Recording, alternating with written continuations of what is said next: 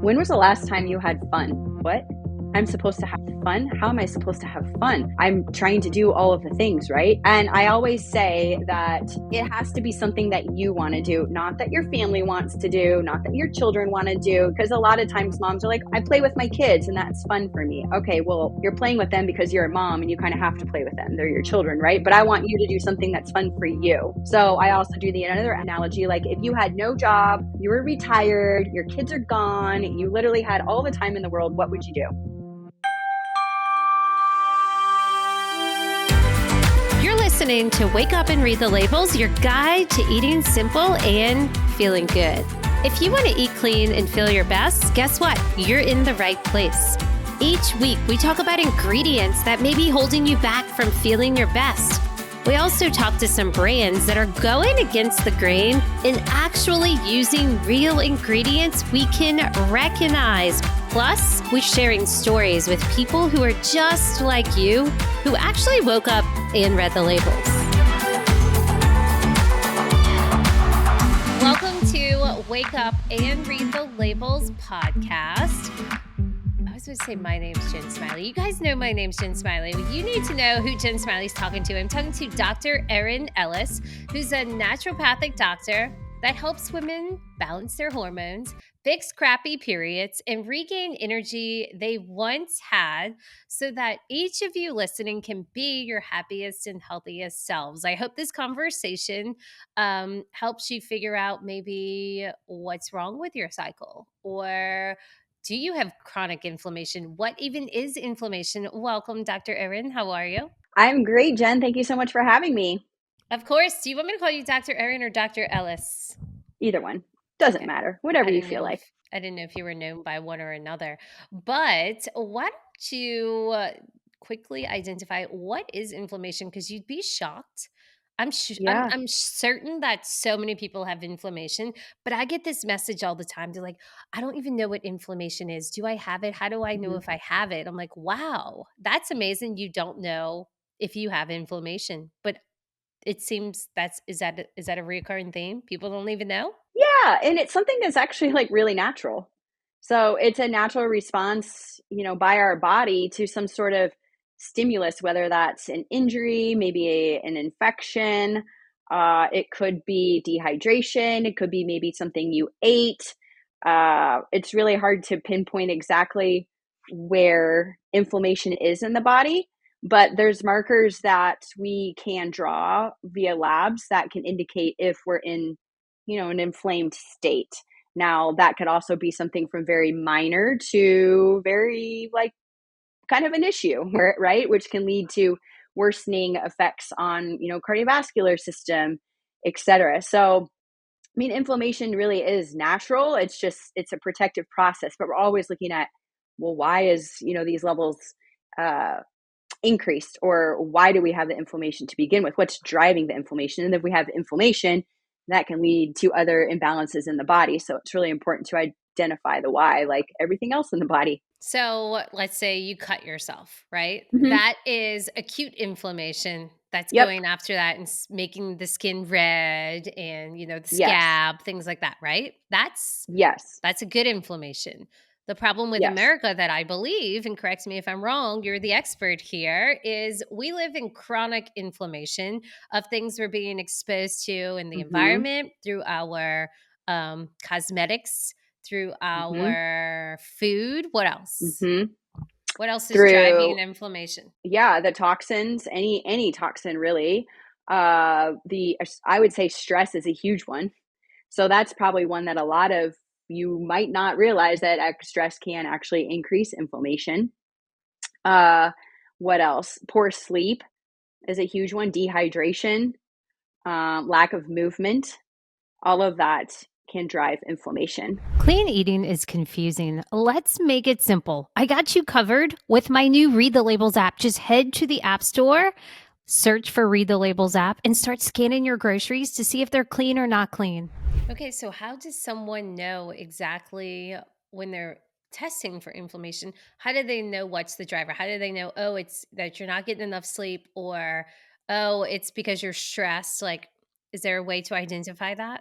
That is usually something that I do when I meet with every patient is go through, your entire health history and look at all of your lifestyle things that you do. How is your sleep? How much water are you getting? What does your diet look like? What are your stress levels? What are you doing to take care of yourself? Are you moving your body? Are you drinking alcohol? That's another driver of inflammation. How much sugar do you consume? All of these things. Like I said, it's really hard to just say, oh, you have inflammation because of X. It could be a combination of various things. And that's why, diving into a really in-depth health history is super important to really target the why and what is the inflammation for you, because it could be different for me than it is you. Okay, so we have many listeners out there. Some are younger, some are older, some are premenopause, or I guess I would say perimenopause. My husband often tells me, "You're in perimenopause." I'm like, "No, I'm not. I'm 39 years old. I'm not Ooh, there yet." you could Um, be. I can be. I don't think I am though. So, what are these signs of inflammation for listeners so that they can maybe say, "Oh, wait, maybe that is a possibility that I need to get tested." Well, it could be anything from bloat to feeling poofy. That's a big way that I describe it. It's like maybe you have joint pain or joint aches. You just feel kind of achy. Obviously, swelling is a big one. I can notice a lot of times inflammation decreases in someone's face, that maybe they came to the office and they seemed a little bit inflamed, and then we do a follow up months later, and I can tell in their face that they've lost some inflammation. So your body best. And even like for me, like working on my own health journey years ago, I would look at pictures from years ago and I'm like, oh my gosh, my face was so poofy. That's the best way I can explain it. Not fat, right? Just kind of just poofy, inflamed. And now, I feel like it looks a lot different than it did, several years ago. And that's because I've done a lot of work on myself to help detox from things that likely could have been contributing to the inflammation, and cleaning up the diet and not drinking alcohol and things like that. So hard to say exactly, again, like what are the symptoms. It really could be anything. You could manifest it in headaches, brain fog, like I said, bloating, gas, things like that can all be symptoms of inflammation. Okay, so this was a few years ago, and I think we're still kind of seeing it. I don't know if it was the food industry or if it was the clothing industry that made a campaign of like love yourself, and they put really big oversized models all over. Do you remember this? And we still Yes, but I'm see a not sure little bit. which Yeah, we which still see a industry. little bit of Hmm. it, but it's like for a lot of people who are bloated or inflamed, I think it was the food industry actually. My husband told me once he found out it was some company that started it where it was like love yourself, even if you're heavier Hmm. and you're bigger and Hmm. all these things, and it's like we as a society have tried to normalize being overweight and normalize bloating and normalize almost being inflamed, Hmm. that oh no, you're just a bigger person. And I guess I just want to bring that up because I don't know, I think it's crazy. I think that we need to put our foot down and say no, that's not normal. We shouldn't Hmm. be celebrating being inflamed, right? That's celebrating sickness and celebrating Hmm. metabolically being unhealthy. Do you agree? Hmm. Absolutely. Yeah, absolutely. I don't even have anything to say to that You're besides like, I Jen, totally why are you agree. going there? Okay. So is this chronic inflammation? Is this a possible major cause of hormone imbalance? It could be, absolutely. So again, chicken before the egg, was it the inflammation that caused the hormone imbalance, or was the hormone imbalances that caused the inflammation? That's something that sometimes we might not ever know, but usually an underlying factor is I see a huge stress response, especially because I treat a lot of women, and everyone, even men, even children, like everyone has stress. It's just something that's part of our daily life. But then there's people that are in a chronic state of a high amount of stress that they don't deal well with, or their body doesn't deal well with stress, or they're not managing it well. So that's what's important, is to understand that stress isn't going to go away. We just need to learn how to manage and deal with it. And that's a huge driver of inflammation that can be therefore infecting our hormones. Um, Estrogen, for example, if it's higher in the body than it should, or higher than normal in the body, that could be a cause of inflammation. So managing and balancing the hormones can reduce the inflammation process. So again, it's chicken before the egg. We don't really know what's causing what, or which was, your case, the hormones or the inflammation. Okay, so do you have like 2 or 3 ways that maybe listeners can de-stress? How do you deal better with stress? So I Is this like like to say, is a and this is, loaded question? yeah, well, it's a fun question that I ask most every mom or woman that comes into my office. It's like, when was the last time you had fun? And most of them look at me with a deer in headlights, like, what? I'm supposed to have fun? How am I supposed to have fun? I'm trying to do all of the things, right? And I always say that it has to be something that you want to do, not that your family wants to do, not that your children want to do. Because a lot of times moms are like, oh, I play with my kids and that's fun for me. Okay, well, you're playing with them because you're a mom and you kind of have to play with them. They're your children, right? But I want you to do something that's fun for you. So I also do the another analogy, like if you had no job, you were retired, your kids are gone, you literally had all the time in the world, what would you do? Do you wanna know what And I so, would do? what? I think I would go move to one of those retirement communities with people over the ages 50 plus. It's like 50 to 70. And they live in some beautiful golf course place in Arizona. And it looks like they play golf all day with each other. And then they plan little excursions out, or they meet at the country club and they hang out and they have fun. I'm like, this looks like a good 6 months of living right here.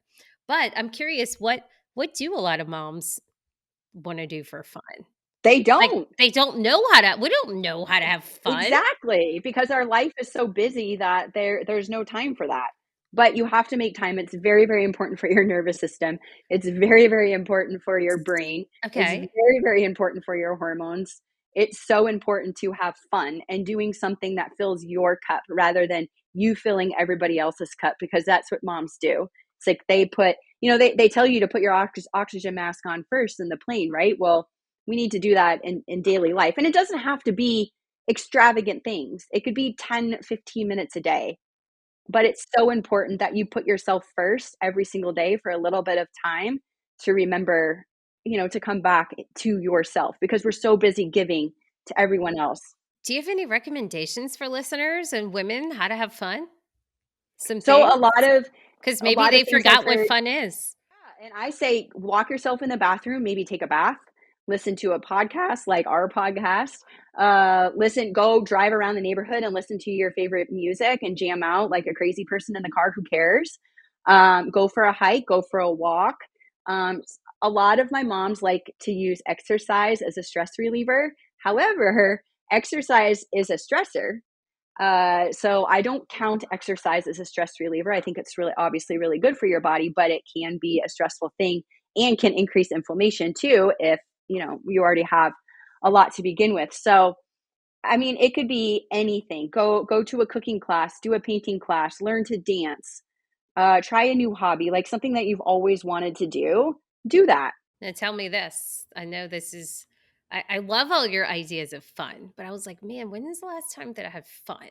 Last time I had fun was my 20-year high school reunion in October in New Orleans, and we stayed out till like 3 a.m., probably drinking a little too much. Clean things, but that was pretty fun, but that probably was not fun for my body, right? I'm sure. I mean, look, I came home, I took some charcoal pills. I think I ended up taking up enzymes for dinner beforehand, which all help digest metabolically, the alcohol and the bad food. I felt fine the next day, but that's that's not a recommendation of good fun, is it, Dr. Erin?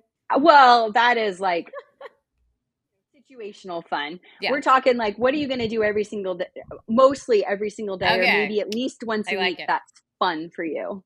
Like for Mhm. me, it's reading, it's, puzzling, doing things that I like, that Yeah. really like make calm my nervous system down and that I find enjoyment in. And it's like what I want to do. Mhm. I love it. Mine's cooking, I would say. Oh, and cooking. Yes. I've been loving cooking. I'm making sourdough right now. Nice. So doing, random things like that. When I cook, I'm like, hey, Alexa, put on spa music. And then no one's in the house. I'm like, this is great. This is Yeah. great. I love this. Okay. So that's some ways to de stress. Great recommendations, by the way. Let's talk about managing hormones. Hmm. And also when we're testing for hormones and we're testing for inflammation, is this something people are getting notified just by going to their regular conventional doctors once a year, getting their labs done? Like, are they being alerted to this stuff? Not unless you ask. Ah, such a bummer, right? People are like, oh, well, I go to my doctor and they look at my labs and they tell me I'm within normal range. And I tell them, listen, everyone in America has like, we've shifted this bell curve. Am I right? And so Hmm. normal is like normal for everyone you see around you. And if you look Yeah. around, everyone's sick, everyone's on medication, everyone's fatigued, everyone's overweight, everyone's bloated, everyone's inflamed, everyone's Yep. starving. Like, you don't want to be normal, you guys. You want to be optimal. Yeah? Oh, and that's exactly what I preach every single day. Okay. So Normal does not preach. equal optimal. Yes, so preach that to me. If I were coming into your office and I'm like, "Hey, Dr. Erin, I am going to my doctor. They're telling me everything looks normal, but Hmm. my hair's falling out. I'm bloated all the time. Hmm. My periods are super heavy. Like, what's the deal?" What would you tell me?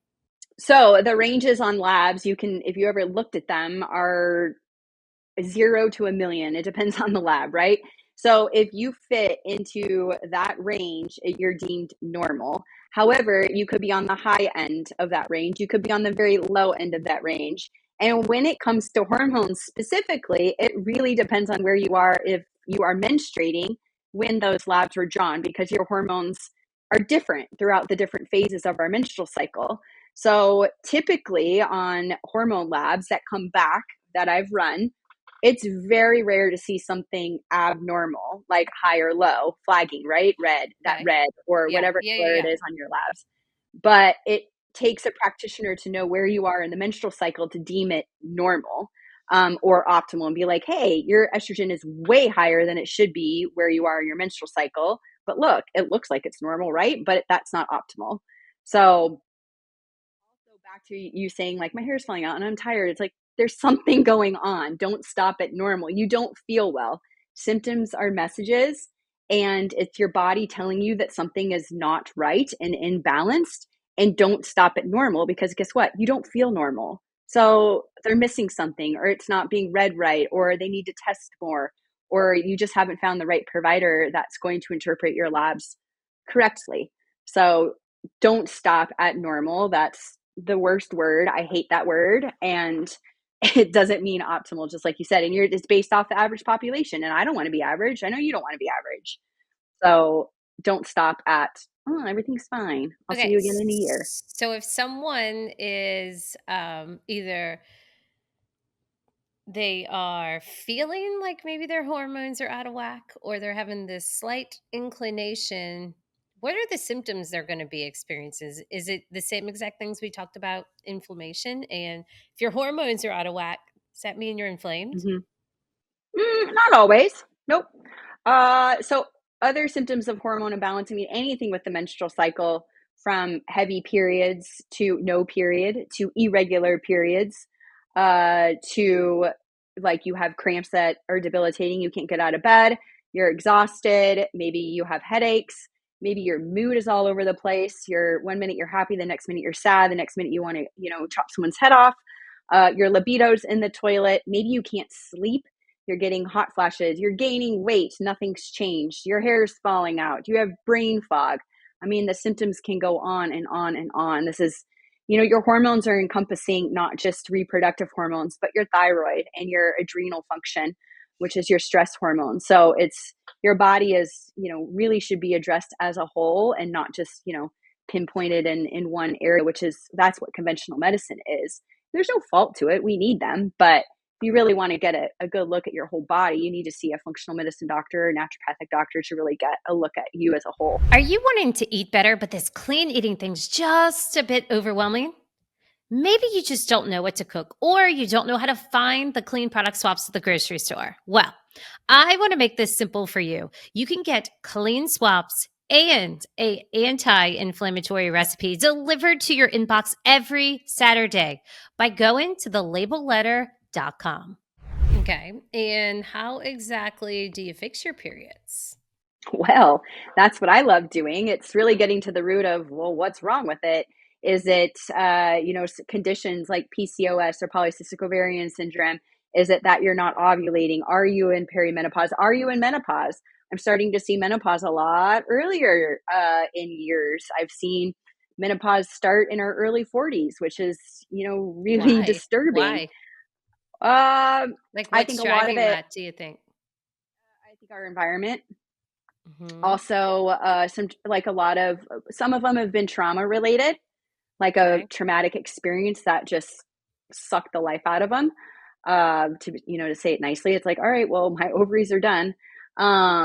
But I think a lot of it is environmental. Same thing with like seeing early menarche or women starting menstrual cycles at age 8 or 9, whereas when I grew up, it was like 12, 13, 14. So we're seeing it about 5 years. Why is infertility increasing so much? I think a lot of it has to do with our environment and toxins and foods and dyes and all the things that you talk about. Yeah. I'm all Um, about the food, but like, what do you feel is in the environment, how we're being affected by that? Everything from the plastics, the BPA, the glyphosate, uh, uh, PFAs, I mean, all of it. Everything that we're inhaling. I mean, I just am like these poor people in California with all the smoke inhalation and the air quality. I mean, I live in Arizona. Our air quality is horrible to begin with, but anything you can do to filter it, your air, your water, keep your body detoxing, on a regular basis with peeing, pooping, and sweating, just to get the stuff out of our body, working on liver support, all of it. I mean, we live in a toxic soup. We really do. There's toxins everywhere. I don't even know the statistic, but we as women, I think, are exposed to at least 300 different chemicals a day, whether that's what you're putting on your skin, your fragrance, our cleaning products, the clothing. I mean, you have to look at clothing now. It's just wild how many toxins there Do you are think that this we are is due exposed to. to just the modern world or consumerism? What is it? I think both. Hmm. Like we're not in a simplistic world. I mean, if you think back, decades, centuries ago, and how simple things were, and now everything's you know, manufactured and made as less expensive as possible, right? Which same thing with food. It's like, well, you pay more for better ingredients. Same thing with products. You got to pay a little bit more for cleaner ingredients. And a lot of it too, I think, is labeling, and the requirements are very tricky, and it's sneaky how they put in things and the requirements that you're not always supposed to or have to declare everything that's on a label.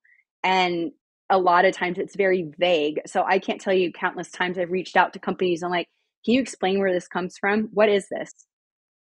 Like, where's your testing for it? And a lot of them are not transparent, and if they're not transparent, I'm like, I'll see you later. I'm not using you. You can't tell me where your things come from. Like, why would I want to put that on my body, right?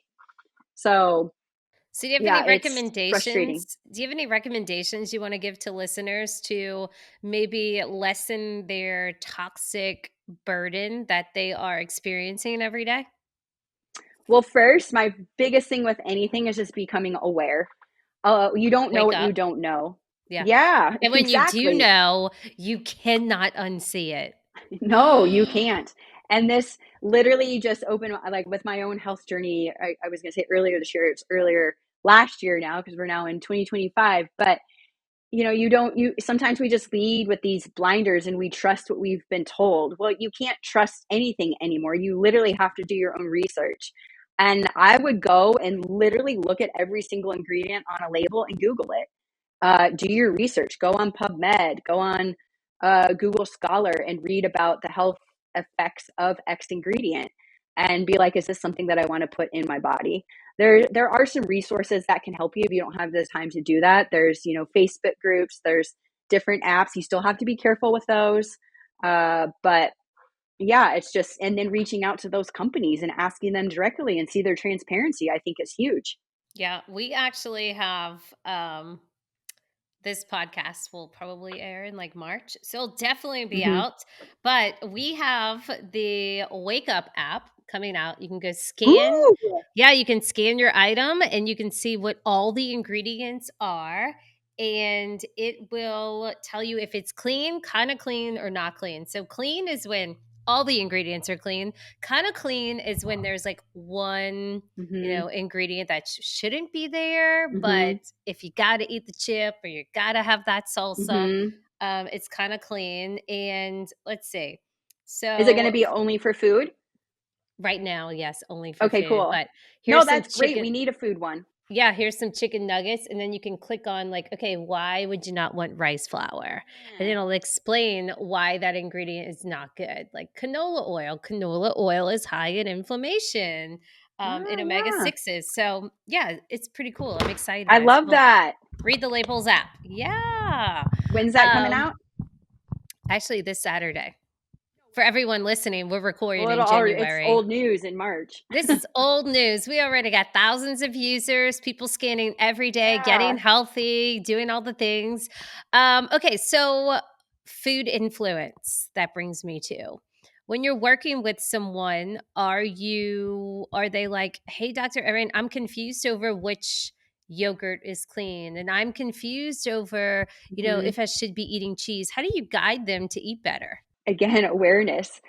Simple. I like to make things simple and meet patients where they're at rather than being like, oh my God, you have to eat like this and you have to totally clean out your entire cupboard. I say, all right, if you are not sure if your yogurt is clean or you're just eating, say, Yoplait or Dannon or one that we know that is, probably not the cleanest, it's like, all right, don't throw it away. Like, I know that you spent money on that. The next time you go, let's get you a cleaner option. Maybe you change to Coco June or something you find on the Wake Up label or the Read the Labels app that's cleaner for you. As far as like calories go, and women love carbohydrates. So carbohydrates are sugar, and that can lead to inflammation. So I meet them where they're at. It's like, all right, for dinner you're eating, say, a hamburger, and you're having French fries or baked potato or beans or something, like all of those carbs. What about having your burger but without the bun? Meeting someone where they're at, or having an open face sandwich or a sandwich with just one piece of bread instead of two pieces of bread. And again, like making small swaps here and there, but it's more really just empowering and educating because I was taught a crap ton about nutrition, and that's just from my degree. And you have probably, done a lot of schooling and even which is your own research. But the average person we don't get nutrition education in school. So again, you don't know what you don't know. And it starts with just becoming aware of like, all right, well, what am I consuming? And then how can I do better? Yeah. And the fact that the food industry is what it is, and the ingredients that we are being fed and told are healthy and like baked, right? And less fat. That goes to show you that the majority do not know anything about nutrition, because we literally have blinders on and we're being confused and we're being duped into thinking this stuff is healthy. So, brain fog. Brain fog comes from eating crappy ingredients, number one, right? But what is brain fog? What's causing it? Who is at risk? And how do you clear it naturally? Gosh, well, again, this could be another symptom that's caused by a lot of things. It could be exactly what you're putting in your body. I have a great story about this just this week. Maybe it was yesterday. It was yesterday. I spoke to her, and she wrote in her follow up form before I met with her that she didn't even really know she had brain fog until she started feeling better, and she had more mental clarity and cognitive. Like she just felt better up there. And what she had done was she removed gluten from her diet, and this was medically not celiac, but due to her thyroid, I wanted her to pull it. But she didn't even know she really had brain fog. So same thing with me. Like I react to brain fog. Like I feel very foggy when I eat gluten myself. So it could be anything from you just don't feel clear to maybe you just did something and you're like, oh my gosh, what was that? Or you wrote something down, you can't even remember it. Maybe you're stumbling people's names. Maybe you went into a room and you don't know why you went in there. Maybe you're floating off in space when someone's speaking to you and you can't even like focus on their conversation. It could be any of those symptoms. And could it be caused by food? 100%. Could it be caused by hormone imbalance? Absolutely. Could it be caused by vitamin deficiency? Absolutely. Could it be caused by inflammation? Sure. Could it be caused by dehydration, sleep, you name it? All of it could be a reason why. And then what do you do to fix it? Well, we have to figure out, well, what's the cause? Is it the food? Is it the lifestyle? Is it the hormones? Is it the vitamins? Could be anything. Could be a mixture of all of those things. So that's why, that's why I love doing what I do, is because we look at it all together and we figure out, where the imbalances are, and then give the body what it needs. And guess what? You feel like $1,000,000. Yeah. How does a session work with you? So it starts off, I meet with all of my patients for about an hour, and it's going through your entire health from head to toe, what you've been through in the past. We talk about every single organ system. We talk about your bowel movements. We talk about your diet, your sleep, exercise, hydration, trauma, medications, what you've done in the past. What are your goals? I love hearing women's goals, because they might come in with something that I think they want to work on, but that's not really one of their main goals. And then, what are their expectations, for this? A lot of times, I meet them too, where it's like, you're not going to get better overnight. We might have to do a little bit more digging than the general things that I'll do to start. But if you haven't had labs done in a couple of years, let's start here and we'll go from there. I see you're in Gilbert, Arizona. Yeah. That's when you said you wanted to do the half a year here. And I'm like, can I be your roommate? Yeah. So you know what I'm talking about, those little communities. Yeah. When you I've said been Arizona, there. I thought you realized you said it because I live here. No. There is some vegan place. I want to say it's Scottsdale. Is it called Chocolate Tree? Do you know what I'm talking about? Sounds familiar. Chocolate Tree. It's really good. And then there's another really good smoothie place, but I think that is that might be Scottsdale. I don't know.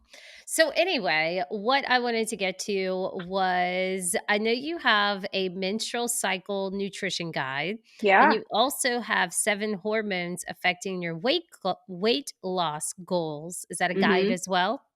So that one actually is a video that you can watch. It's kind of like a little webinar. I like that. 7 hormones affecting weight loss goals. Okay. So for all you listeners, if you just scroll down to the notes, you'll see those links there. You'll also see how to get in touch with Dr. Erin Ellis. If you have any questions, you can follow her on social media. Everything will be linked there. And hopefully this conversation helps people dig a little deeper into, do they have inflammation? What's inflammation doing to their body? What are their symptoms that are going unnoticed at their conventional doctor's office that they're talking to for 15 minutes? There's more to the story. All of your body parts work in sync with one another. And so if something's out of whack, you're going to see a lot out of whack, right? Yep, absolutely. Yeah. Well, do you have anything else you'd like to share? No, just don't stop at normal. And if something's going on with your body and you don't feel yourself, keep asking questions. You deserve to feel optimal, like your best, healthy, happiest self. I love it. Thanks so much. Thank you, Jen. Thanks for listening to this episode of Wake Up and Read the Labels. If you like this episode, guess what? We want you to share it. We'd love that. Share it with a friend and leave us a review. You can subscribe in Apple Podcasts, Spotify, or really wherever you're listening to your podcast. For more information, visit us at wakeupandreadthelabels.com.